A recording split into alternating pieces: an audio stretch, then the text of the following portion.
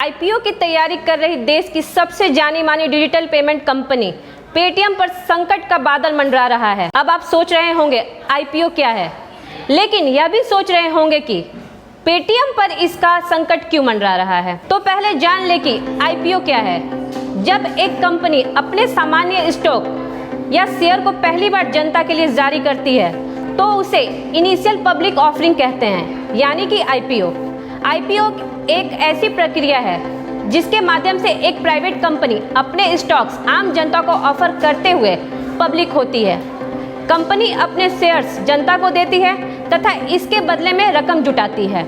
लेकिन इन दिनों पेटीएम के आईपीओ पर संकट के बादल छाए हुए हैं, क्योंकि कंपनी के आईपीओ को इसके एक पूर्व डायरेक्टर अशोक कुमार सक्सेना ने रोकने की मांग की है। सक्सेना ने ये आरोप लगाया है कि आज से 20 साल पहले इस कंपनी में उन्होंने $27,500 का निवेश किया था, लेकिन उन्हें अब तक एक भी शेयर नहीं दिया गया। एक तरफ 71 वर्षीय अशोक कुमार सक्सेना का कहना है कि वह कंपनी के को फाउंडर यानी सह संस्थापक हैं और उनके 20 साल पहले के निवेश की आज की तारीख में कीमत करीब 20.5 लाख रुपए है। पेटीएम के सीईओ विजय शेखर शर्मा और सक्सेना के बीच 2001 में एक पेज का हस्ताक्षर किया हुआ डॉक्यूमेंट सक्सेना के पास है। इसके मुताबिक सक्सेना को पेटीएम की पेरेंट कंपनी 197 में 55% हिस्सेदारी मिलेगी।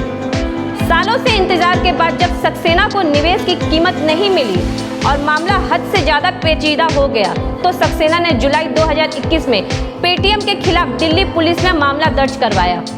अब यह मामला दिल्ली कोर्ट में पहुंच गया है और इस पर अगस्त को सुनवाई होगी। इस मामले में पेटीएम ने बयान देते हुए कहा कि सक्सेना उनको परेशान कर रहे हैं, जबकि सक्सेना ने इस आरोप को खारिज करते हुए कहा कि पेटीएम जैसी हाई प्रोफाइल कंपनी को परेशान करने की उनकी हैसियत नहीं है। जिसके बाद पेटीएम ने पुलिस को दिए जवाब में यह माना कि सक्सेना कंपनी के पहले डायरेक्टर थे, पर बाद में उनकी कोई दिलचस्पी नहीं रही और यह भी बताया कि साल 2003 से साल 2004 के करीब पेटीएम ने सक्सेना के शेयरों को एक भारतीय कंपनी को ट्रांसफर कर दिया था, जिस पर सक्सेना भी राजी थे।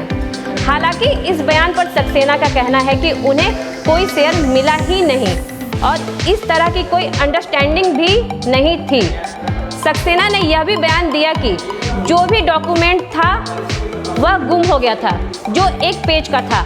हालांकि पिछले साल गर्मी में यह डॉक्यूमेंट मिल गया था।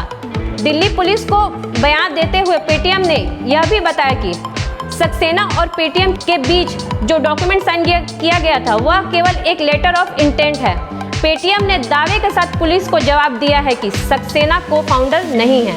पेटीएम ने कंपनी को बनाने के समय साल 2000 से 2004 के बीच जो डॉक्यूमेंट सरकार के पास जमा किया था उसके मुताबिक सक्सेना कंपनी के डायरेक्टर थे। आपको बता दें कि पेटीएम ने आईपीओ की मंजूरी के लिए 2021 जुलाई में सेबी के पास जो ड्राफ्ट रेड हेरिंग प्रोस्पेक्टस दाखिल किया है उसमें इस मामले की जानकारी दी है, जिसे क्रिमिनल प्रोसीडिंग के कॉलम में बताया गया है।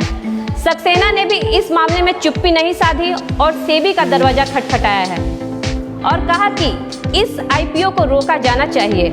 अगर नहीं रोका गया तो निवेशकों को इससे भारी नुकसान हो सकता है। अब आपको बता दें कि पेटीएम की इस आईपीओ के जरिए 16,500 करोड़ रुपए जुटाने की योजना है।